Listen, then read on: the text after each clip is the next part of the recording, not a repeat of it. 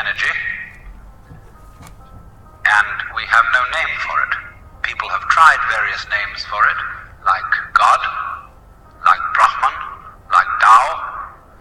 But in the West, the word God has got so many funny associations attached to it that most of us are bored with it. When people say God the Father Almighty, most people feel funny inside. But according to Buddhist philosophy, all this universe is one tathata. That means 10,000 functions or 10,000 things, one suchness. And we're all one suchness. And that means that suchness comes and goes like everything else, because this whole world is an on and off system. As the Chinese say, it's the yang and the yin. And therefore it consists of now you see it, now you don't, here you are, here you aren't, here you aren't. Because that's the very nature of energy, to be like waves, and waves have crests and troughs. Only, being under a certain kind of sleepiness or illusion, imagine that the trough is going to overcome the wave, or the crest. The yin, the dark principle, is going to overcome the yang, or the light principle, and that off is finally going to triumph over on.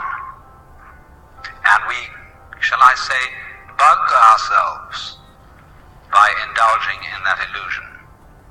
Gee, supposing darkness did win out, wouldn't that be terrible? And so we're constantly trembling, thinking that it may, because after all, isn't it odd that anything exists? It's most peculiar. It requires effort, it requires energy, and it would be so much easier for there to have been nothing at all. Therefore we think, well, since the is side of things is so much effort, you always give up after a while and you sink back into death. But death is just the other face of energy. And it's the rest, the not being anything around, that produces something around, just in the same way that you can't have solid without space, or space without solid.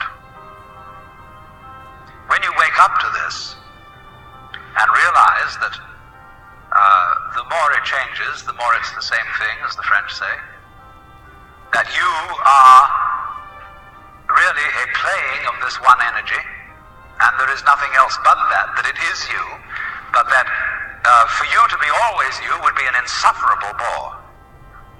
And therefore it is arranged that you stop being you after a while, and then come back as someone else altogether. And so when you find that out, you become full of energy and delight. And you suddenly see through the whole sham of things. You realize you're that. We won't put a name on it. You're that.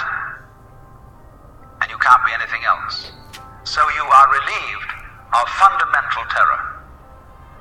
That doesn't mean that you're always going to be a great hero, that you won't jump when you hear it bang, that you won't worry occasionally, that you won't lose your temper.